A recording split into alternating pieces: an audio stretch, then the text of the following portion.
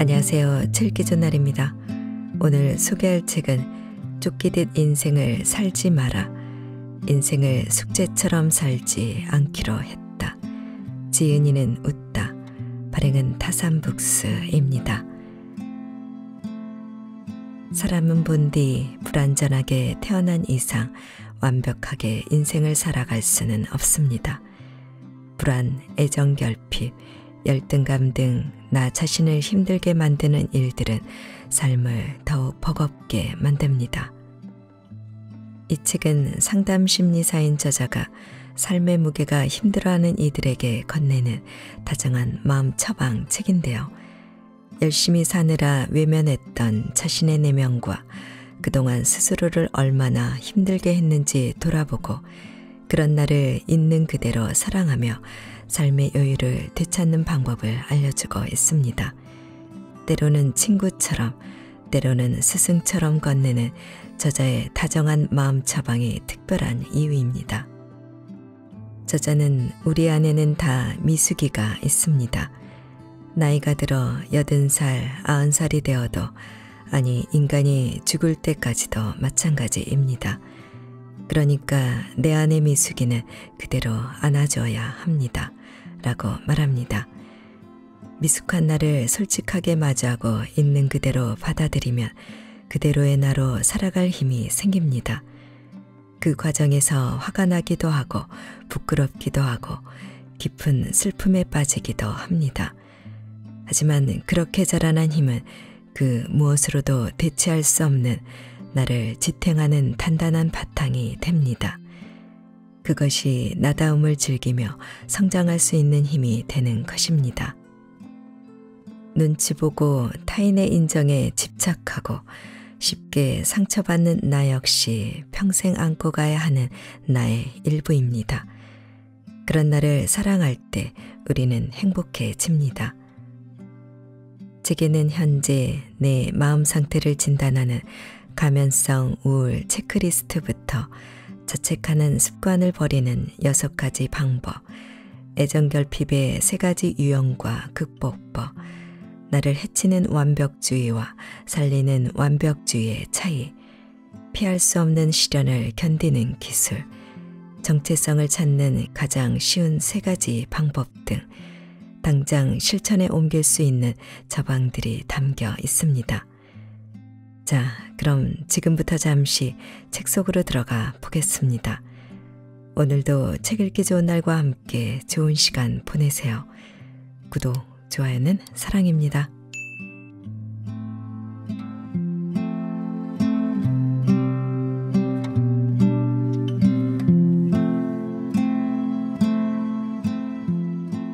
징징거리는 제가 너무 싫다. 제가 아침마다 집 앞에 있는 운동장에서 산책을 하는데 늘 저와 같은 시간에 같은 길을 걷는 아주머니 3분이 있어요. 저는 그분들의 자녀가 몇 명인지, 손주는 몇 명인지, 어제는 어디 가서 무엇을 샀는지도 다 알고 있답니다. 아침마다 라디오 듣듯이 라이브로 들어요. 듣고 싶었던 건 아니에요. 볼륨이 워낙 높아서 뚫려있는 제 귓구멍으로 할 수 없이 소리가 들어오는 거죠. 그 중에서 남이라는 아주머니가 가장 말이 많고 대화를 주로 이끌어요. 무언가를 가르치고 정보를 주고 고집도 있고 말수도 많습니다. 다른 아주머니들은 리액션을 담당하고 있어요. 그런데 어느 날 새로운 아주머니가 나타났어요. 남희 씨보다 말이 더 많고 고집도 더 세고 목소리 볼륨은 더 높고 더 많이 가르치더라고요. 딱 보니 우리 남희 씨가 굉장히 거슬려 하겠다 싶어서 제가 다 신경이 쓰였어요. 아니나 다를까 그 뒤로 남희 씨가 말이 없어졌어요. 리액션을 담당하던 한 아주머니가 그러더라고요. 오늘 나미 씨가 유독 말이 없네. 어디 아파? 왜 이리 힘이 없어? 저는 왜 그러는지 알겠는데 말이죠. 나미 씨는 새로 등장한 그 아주머니가 너무 마음에 안 드는 거예요. 그분만 등장하면 단번에 저기압으로 떨어지면서 말할 맛이 딱 떨어진 것처럼 보였어요. 그러다가 그분이 먼저 가면 나미 씨가 다시 활발하게 말하더라고요. 꼴보기 싫었던 거죠. 빨리 좀 집에 갔으면 좋겠는 거예요. 그런데 옆에서 제가 볼 때는 나미 씨랑 그 아주머니랑 둘이 진짜 성격 비슷하거든요. 그러니 둘이 서로 마음에 안 들겠죠. 사람은 이상하게 했고 자기 같은 사람을 안 좋아하고 자기와 반대되는 사람을 좋아하고 그래요.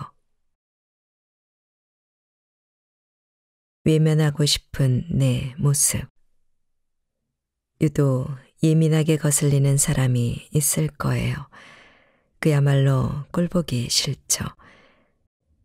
그런데 누구에게나 그 사람이 별꼴일 것 같지만 사실 알고 보면 다른 사람에게는 그렇지 않은 경우가 많아요. 친구와 그 사람에 대해서 험담을 한다 해도 친구는 나에게 맞춰주느라 같이 욕해주는 거지 사실은 나만 굉장히 열내고 있을 수 있거든요. 내 눈에는 왜 그 사람이 유독 거슬리고 꼴보기가 싫을까요? 요즘 자기 주장이 강한 사람들 때문에 불편한 상황을 많이 겪고 있어요.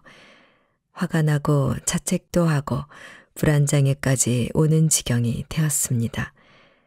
잘 생각해 보니 제가 주장이 강해서 다른 사람들을 상처 줬던 경우들이 근래에 많았는데 저의 그런 점을 봤나 봅니다. 비슷한 면이 있는 사람을 보면 잘못되었다고 생각했어요. 다른 사람들을 상처 주지 않으려면 고쳐야 하는데 왜 저럴까 싶어 분노가 차올랐던 것 같습니다. 전 지나가다 길에서 고생하시는 노인이나 변화에 뒤처지는 사람들을 보면 그렇게 화가 나고 기분이 나빠져서 외면해요. 부모님이랑 어린 시절이 떠오르고 그때 느꼈던 미래에 대한 불안과 절망들이 생각나니까 너무 답답하더라고요. 그런데 저 역시 앞서가는 사람이 아니에요. 그래서 더 화가 나나 봐요. 몇 번 대화해 본 것도 아니고 잘 아는 사람도 아닌데 유독 짜증나는 사람이 있나요?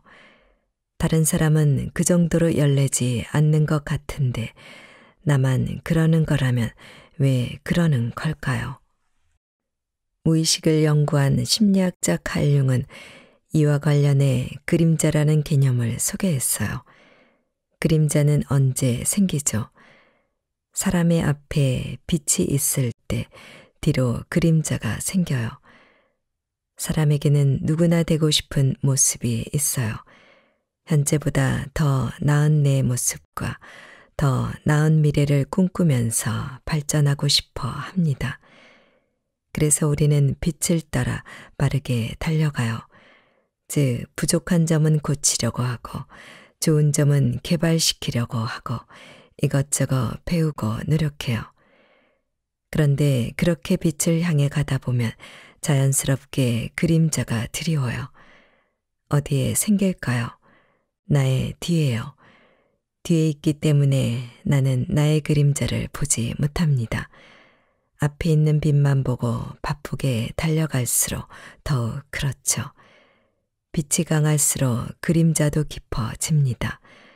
융이 말하는 그림자는 내가 너무 싫어하는 내 모습, 그래서 무의식에 집어넣고 외면해버린 내 열등한 부분이에요. 그림자는 무의식에 있기 때문에 평소에는 잘 인지하지 못해요. 그런데 어느 날 어떤 사람을 봤을 때, 어떤 사건을 만났을 때 굉장히 불쾌한 기분으로 내 그림자를 마주하게 됩니다. 아무 이유도 없이 동성의 누군가를 싫어하는 경우라면 나의 그림자를 봤을 확률이 높아요. 특히 동성의 자녀에게서 자꾸 화가 나는 부분이 있다면 대부분 그림자입니다. 예를 들어 나는 여자인데 주변 여자들 중에 특별히 싸운 것도 아니고 대화를 많이 해본 것도 아닌데 괜히 꼴도 보기 싫은 사람이 있어요. 그 여자에게 내 그림자가 투시된 거예요. 그 여자에게 내 그림자가 투사된 거예요. 내가 숨기고 싶었던, 영원히 보고 싶지 않았던 내 열등한 모습이 그에게서 발견된 거죠. 참 미안한 말이지만 사실 나는 그 사람과 닮은 거예요. 다 닮은 건 아니고 나의 무의식에 있는 내 단점을 가진 사람인 거예요. 물론 직접적으로 나에게 상처를 입혔거나 싸웠거나 괴롭히는 사람이라면 해당하지 않겠죠. 지각하는 사람을 상대하기가 너무 짜증이 난다면 내가 어렸을 때 지각하는 걸로 많이 혼났을 수 있어요. 징징거리고 투덜거리는 사람이 거슬린다면 내 안에 그게 억압된 것일 수 있어요. 구겨진 옷을 입는 사람, 흘리면서 먹는 사람, 머리가 헝클어진 사람을 보고 속으로 한심하게 생각한다면 나는 절대로 그러면 안 된다는 초자에 짓눌린 것일 수 있고요. 내가 어렸을 때 유독 혼났던 부분을 가진 사람, 내가 열등하다고 생각하는 부분을 가진 사람, 내가 받아보지 못한 걸 누리는 사람 등 내 안에서 어떤 역동이 일어나기 때문에 그 사람이 싫은 거지 아무 이유 없이 거슬리지 않습니다. 내가 나를 제일 모른다. 인정하기 어려운가요? 말도 안 된다고 생각할 수 있어요. 나는 전혀 그런 사람이 아닌데 내 안에 그게 있어서 그 사람이 싫은 거라니 이 무슨 엉뚱한 말인가요? 그런데 그림자는 무의식에 있기 때문에 내가 인지를 못해요. 나에게 그게 있는지를 모른다는 말이에요. 그런데 남들이 볼 때는 보여요. 사람은 자기 자신을 가장 잘 안다고 생각하지만 사실은 자기가 제일 모른다고 해요. 나는 앞에 있는 빛을 보고 있으니 뒤에 있는 그림자가 안 보이는데 옆에서 다른 사람이 보면 빛도 보이고 그림자도 보이거든요. 그래서 나를 정말 알고 싶다면 나랑 같이 사는 사람, 나랑 친한 사람에게 물어봐야 합니다. 나와 가까운 사람이 볼 때는 내가 싫어하는 그 사람과 나의 닮은 부분이 보일 수 있어요. 직장에서 야무지지 못하고 느릿느릿하고 주변 정리를 못하는 사람을 보면서 유독 분노와 비난을 쏟아내는 친구가 있었어요. 왜 쓰레기를 보고도 치우지 않느냐고, 왜 음식을 먹고 흘린 것을 닦지 않느냐고, 왜 업무 처리를 야무지게 안 하냐고 화가 잔뜩 나서는 퇴근 후에 저에게 하소연을 하고는 했어요. 그 사람 때문에 천불을 내면서 직장을 그만두고 싶어 했죠. 실제로 그 친구는 정리정돈을 잘하고 손이 빠르고 야무져요. 칼같이 약속을 지키고 시간을 어기는 사람을 보면 마음을 확 닫아버릴 정도로 싫어했어요. 그런데 제가 그 친구 집에 갔을 때 보니까 여기저기에 먼지가 참 많더라고요. 이불 정리도 하지 않았고요. 어렸을 때 느리고 실수가 잦고 지저분해서 많이 혼나며 컸는데 노력으로 자신을 바꾼 경우일 수 있어요. 야무지고 빠르고 깔끔한 사람이 되었지만 그렇지 않은 사람을 보면 보통 이상으로 화가 나고 스트레스를 받죠. 그 친구는 원래 깔끔하고 야무졌던 게 아니에요. 만약 그랬다면 먼지도 없어야 해요. 물건만 깔끔하게 정리했을 뿐 원래 꼼꼼하게 청소하는 사람은 아닌 거죠. 그러면서 그런 사람을 볼 때 그렇게 발끈하고 스트레스 받는다는 건 그 친구 안에 여전히 느리고 답답한 모습, 지저분하고 야무지지 못한 모습이 열등감으로 남아있는 거예요. 여전히 숨기고 싶은 부분이라 무의식에 꾹 눌러 담고 상당히 노력하면서 살고 있는데 그게 남에게서 보이니까 화가 나는 거죠. 우리는 모두 하찮고 모두 괜찮다. 사람은 생긴 대로 산다. 죽을 때까지 사람은 변하지 않는다라는 말은 거의 진리입니다. 아마도 나이가 지긋한 분들이라면 이 말을 다 인정할 거예요. 잠깐 변하는 모습을 보일 수는 있어도 오랜 세월이 지나면 결국 그 인간은 또 그 인간일 수밖에 없다는 결론에 이르죠.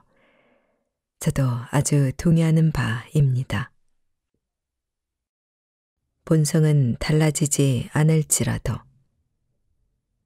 저희 아빠는 물건을 잘 늘어놓고 정리를 거의 하지 않습니다. 험담 아닙니다. 저도 똑같으니까요.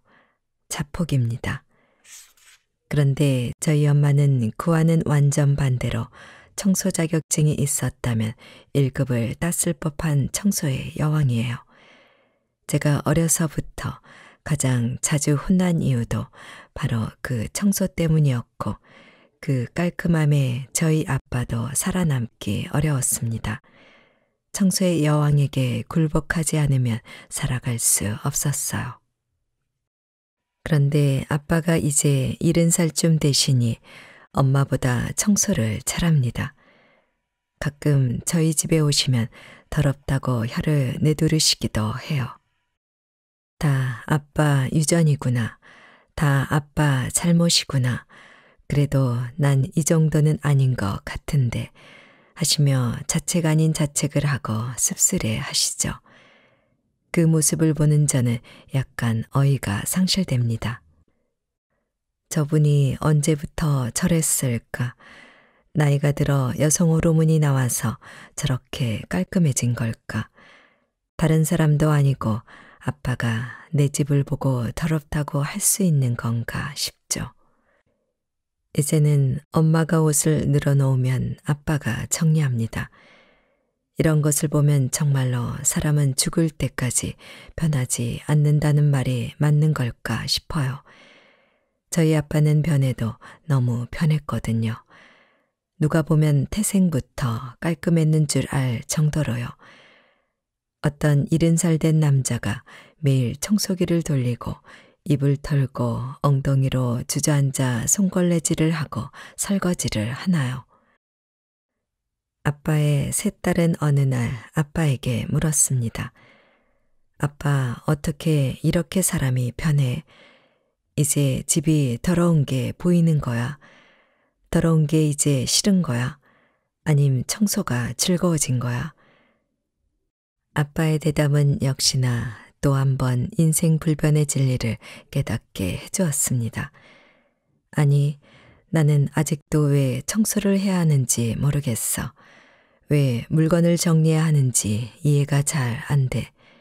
그냥 엄마가 평생 이런 나랑 살기 힘들어 했으니까 이제라도 맞추면서 사는 거야.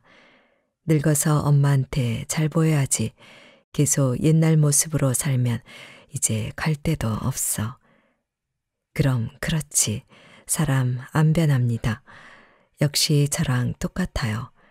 저희 아빠와 그의 딸들은 어차피 또 어질러질 물건을 잘 치우지 않는 종족으로 타고났죠. 아빠는 그저 노력한 겁니다. 깔끔 코스프레죠. 그런데 아빠는 그런 자신의 본성을 알고 있고 그것을 미워하거나 나쁜 점으로 생각하지도 않았습니다. 정리를 왜 해야 하는지 이해할 수 없는 것은 여전히 이해할 수 없다고 말해요. 다만 필요할 때 상황에 따라 본성을 거스르기도 하고 타인에게 맞추기도 할 뿐입니다. 내 존재는 잘못이 아니다. 내가 생각하는 미숙함이 어떤 상황에서는 또 어떤 사람에게는 미숙함이 아닐 수 있어요. 그러나 다른 상황에서나 다른 사람에게는 미숙함일 수 있죠. 그 사실을 알면 되는 거예요. 무작정 자신을 부정하고 외면하는 것이 아니라 언제 나를 오픈해도 되는지, 누구에게 나를 보여줘도 되는지를 알면 됩니다. 청소의 여왕 앞에서는 깔끔 코스프레를 떨면 되고, 똑같은 종족인 제 앞에서는 솔직하게 물건 정리할 필요성을 못 느낀다고 말해도 됩니다. 전혀 부끄러워할 이유가 없죠. 우리 종족에게 그것은 미숙함이 아니라 그냥 자연스러움이거든요. 내가 싫어하는 나의 성격들이 있어요. 의존적이거나 공격적이거나 예민하거나 느리고 무기력한 성격 같은 것들이요. 부모에게 꾸중을 듣거나 거부되었던 모습, 나를 힘들게 했던 사람의 모습 등이 나에게서 보일 때면 스스로 미워하며 고쳐야 할 점이라고 생각할 겁니다. 그런데 그런 모습들은 하루아침에 그냥 생긴 것이 아니죠. 나의 타고난 기질, 성향, 그리고 가정에서 학습된 성격, 부모의 양육 태도, 성장 과정에서 만난 다양한 사건과 경험의 합작입니다. 오늘날의 내 모습은 나의 생물학적, 심리학적, 사회적, 역사적 축적물이라는 것입니다. 내가 그 축적된 내 모습을 미워하고 거부하고 있다면 우리는 과연 누구를 미워해야 마땅한가요? 타고난 나, 나를 그렇게 키운 부모, 나에게 경험을 준 친구, 또는 그 사건, 아니면 애초에 나를 태어나게 만든 신의 잘못인가요? 우리는 아무에게도 손가락질할 수 없어요. 나 자신을 포함해서 말이죠. 그리고 손가락질할 이유도 없죠. 내 존재는 잘못이 아니니까요. 그동안의 축적물로 만들어진 나라는 사람이 가진 미숙함은 언제나 항상 절대적으로 미숙한 게 아니니까요. 때로는 그 미숙함 때문에 누군가와 대화가 통하고 공감대를 형성하며 편안함을 주기도 하고 인간적인 매력을 느끼기도 합니다. 그 미숙함이 누군가를 다치게도 하지만 반대로 누군가에게 다가서는 통로가 되기도 합니다.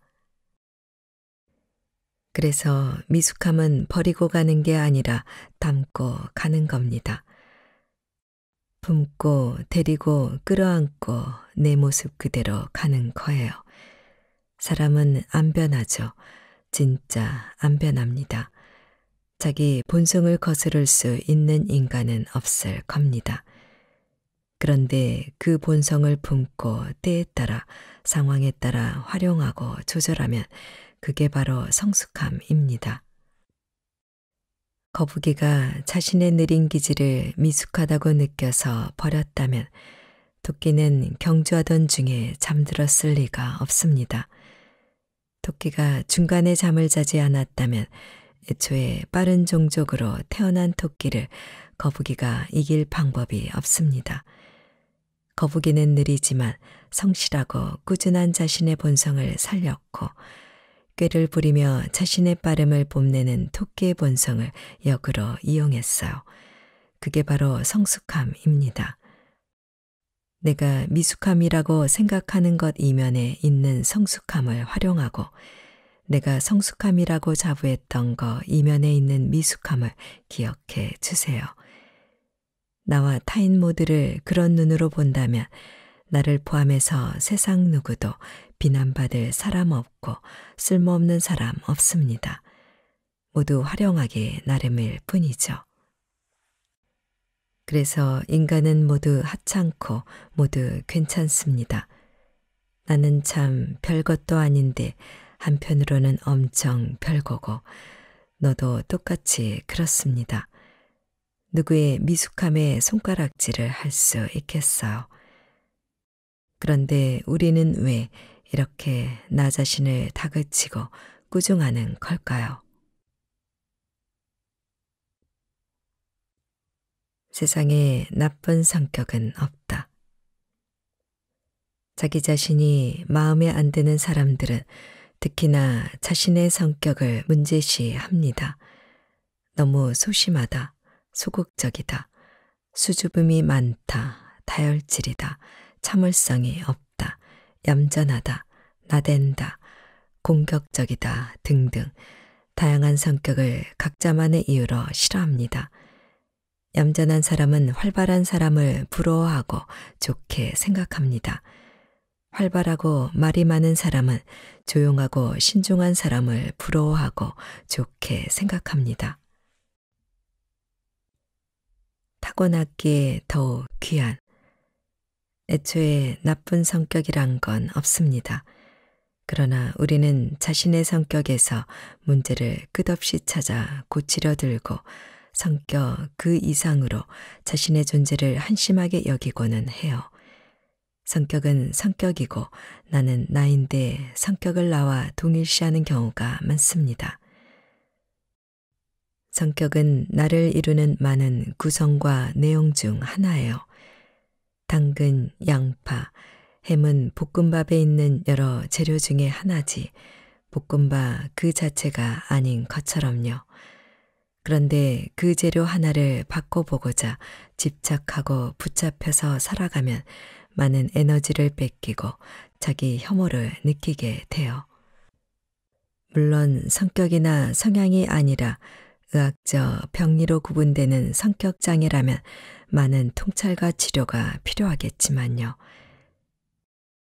성격장애는 일상과 직업생활에 지장이 있을 만큼 어려움이 있고 오랜 시간 거의 모든 상황에서 융통성 없이 지속적으로 성격으로 인한 문제가 발생할 때 해당해요.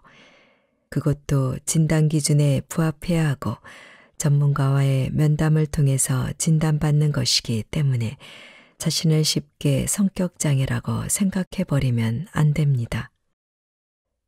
병으로서가 아니라 그런 성향이나 성격을 가질 수는 있죠. 누구나 말이에요. 애초에 내가 태어난 기질과 성격은 바꿀 필요가 없어요. 그렇게 태어나기가 얼마나 힘든데 그걸 왜 바꿔요? 내 성격에 대해서 딱 결정하셔야 해요. 내가 내 성격에 끌려다니면서 치이느냐, 아니면 내가 내 성격의 주인이 되어서 잘 사용하면서 살아가느냐. 성격은 나를 구성하는 내용 중에 하나고 내가 나로 살아가는 데 쓰는 도구 중에 하나입니다. 그것을 요리조리 필요할 때 쓰고 조절할 때 조절하면서 살아갈 수 있습니다. 내 성격에 치이는 게 아니라 내가 성격을 적재적소에 쓰면서 다루는 것이죠. 이게 어떻게 가능할까요? 일단은 내 성격을 확실히 알아야 해요. 성격 유형 검사도 도움이 되고 나를 잘 아는 사람에게 물어보는 것도 좋습니다. 나는 나에게 별로 객관적이지 못하거든요. 그렇게 내 성격을 파악한 다음에 모든 성격 유형은 틀린 게 아니라 서로 다를 뿐이고 모두 사회에 반드시 필요하다는 사실을 받아들여야 해요. 모든 성격은 그 존재 자체로 의미가 있어요. 하나하나의 퍼즐이 맞춰져서 사회가 되는 거죠. 성격은 내가 아니다. 제가 아는 어떤 학생은 외향형과 내향형 사이를 왔다 갔다 하는 성격이에요. 매사 태평하고 걱정을 깊게 하지 않고 당장 끌리는 것을 하고 하기 싫으면 안 하는 편이고요. 그 학생이 어느 날 그러더라고요.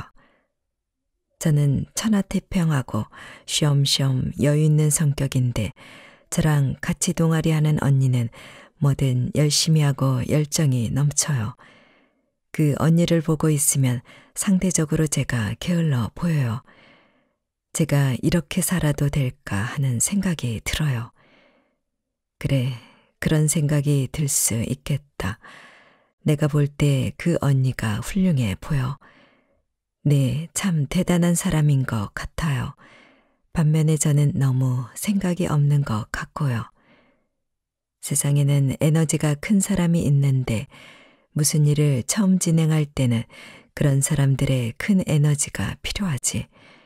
불을 처음 지필 땐 큰 에너지가 필요하듯이. 그런데 그런 큰 에너지는 금방 지쳐서 반드시 뒤에서 밀어주는 사람이 필요해. 불씨가 꺼지지 않게 오랫동안 부채질을 해줄 작고 지속적인 에너지가 있어야만 그 큰 에너지를 가진 열정적인 사람도 든든하게 일을 할 수 있어.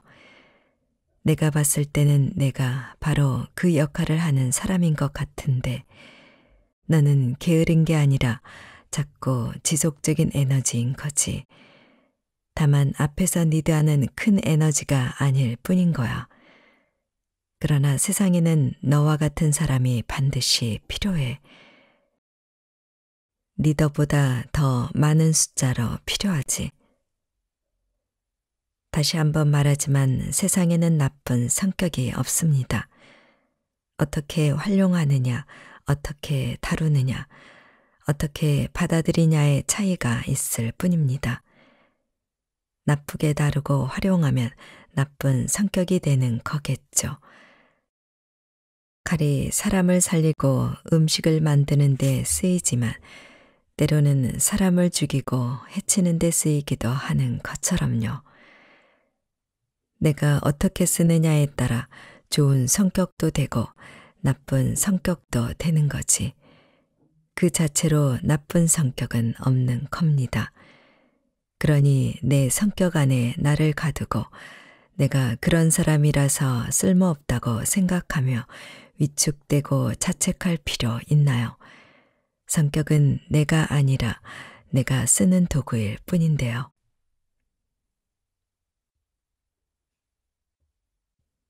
힘을 빼고 유연하게.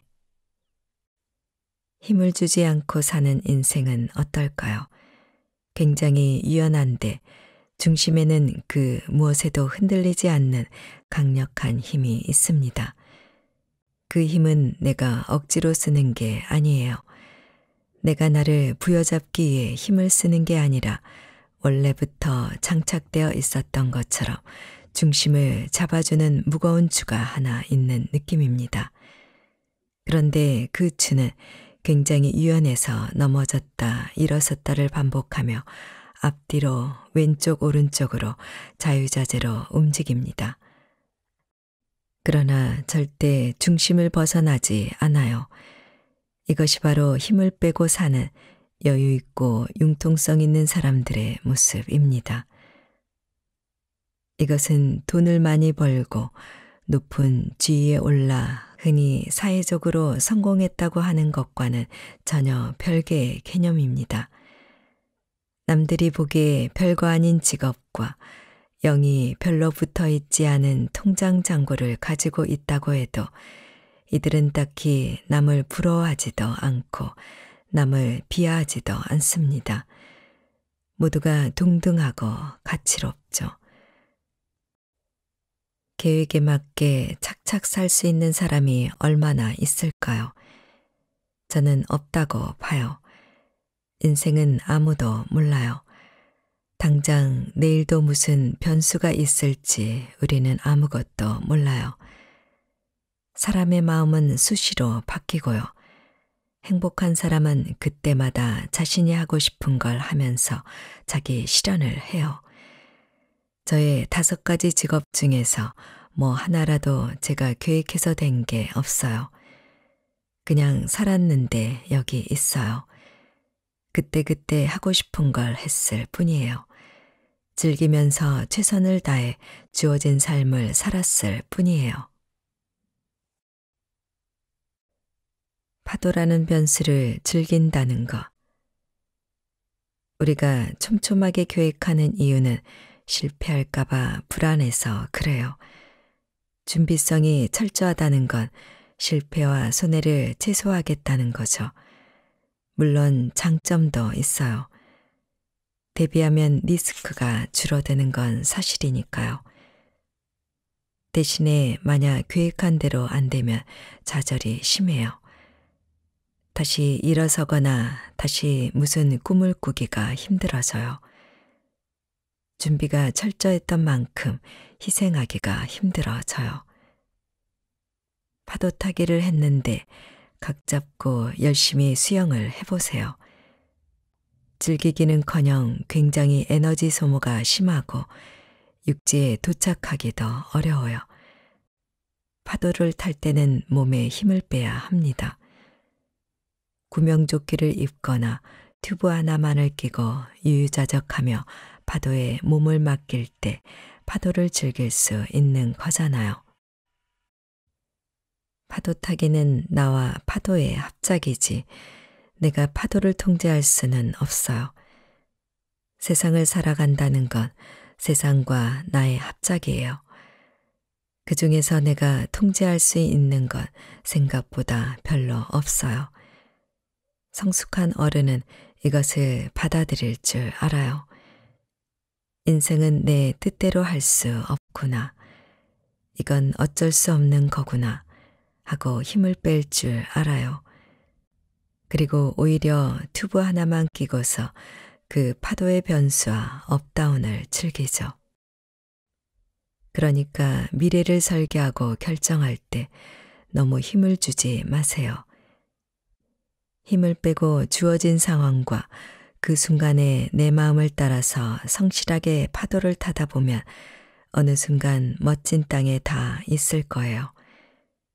예상치 못했기 때문에 더욱 그 땅이 아름답죠. 고통과 행복을 줄타기 하듯 힘을 빼면 진짜 중요한 게 보여요. 일단은 내가 중요합니다. 나의 즐거움과 보람, 재미, 의미 등이요. 나보다 타인을 먼저 생각한다는 것은 있을 수도 없는 일이며 만약 그렇게 살고 있다면 그건 건강하지 않은 겁니다. 자신도 돌보지 못하는 사람은 진정한 의미의 이타심을 가질 수 없어요. 사랑과 섬김을 베푸는 주체가 나 자신인데 어떻게 내가 나를 착취하고 함부로 대하면서 이타적인 삶을 살 수 있나요? 나를 먼저 돌보고 내가 하고 싶은 것을 하세요. 그 과정 자체가 나의 삶을 살고 있는 것이기에 꼭 결과적으로 무엇을 이루거나 꼭 무엇이 되지 않아도 괜찮은 거잖아요. 그저 내가 즐거웠고 의미와 성장이 있었다면 그걸로 괜찮은 거잖아요. 내가 무엇이 되지 못하고 사랑받지 못하고 인정받지 못해서 크나큰 좌절이 있다면 자아의 크기를 좀 줄여야겠죠. 고통이 오면 팔딱거리는 것은 당연하니까 충분히 아파하고 슬퍼하고 좌절한 다음에 천천히 일어서면 돼요. 일어서지 못하겠으면 그냥 누워 있어도 돼요. 그렇게 지금 이 순간을 견딜 수 있는 사람, 파도를 즐기는 사람은 어느 날 뜻하지 않게 아름다운 땅에 도착합니다. 그렇게 고통과 행복을 줄타기 하듯 왔다 갔다 자연스럽게 즐기는 것이 성숙함이 아닐까 싶습니다. 미숙함을 버리지 않고 안고 데려가는 것, 나의 성과와 행동이 아닌 존재 자체를 그대로 받아들이는 것, 나의 무엇을 좋아하는 게 아니라 나 자신을 가치화하는 것, 나의 성격을 도구로 보고 상황에 맞게 활용하는 것, 답이 없는 상황에서 답을 찾지 않고 하루하루를 버티는 것, 그렇게 힘을 빼고 파도 타듯이 유연하게 사는 것, 그것이 곧 성숙함입니다. 유연하게 살아가는 연습. 1. 힘을 빼기. 미래를 설계할 때 하나부터 10까지 빼곡하게 계획을 세우고 완벽하게 실행하려 애쓰지 마세요. 언제든 변수가 생겨 실패할 수 있다는 사실을 알면 계획대로 안 되었을 때도 조금 더 쉽게 다시 일어설 수 있어요. 2. 나의 즐거움과 재미를 찾기. 내가 하고 싶은 것이 무엇인지 그때그때 마음을 들여다보고 마음이 이끄는 대로 유연하게 선택해요. 온전히 나를 위해 내가 원하는 것을 했다면 꼭 무언가를 이루지 않아도 충분합니다. 3. 지금 이 순간에 머물기. 고통이 오면 충분히 아파하고 행복이 오면 온전히 기뻐하며 지금 이 순간의 나를 돌봐요. 그렇게 고통과 행복을 줄타기 하듯 즐기다 보면 유연하고 성숙하게 삶을 즐기는 나를 발견하게 될 거예요.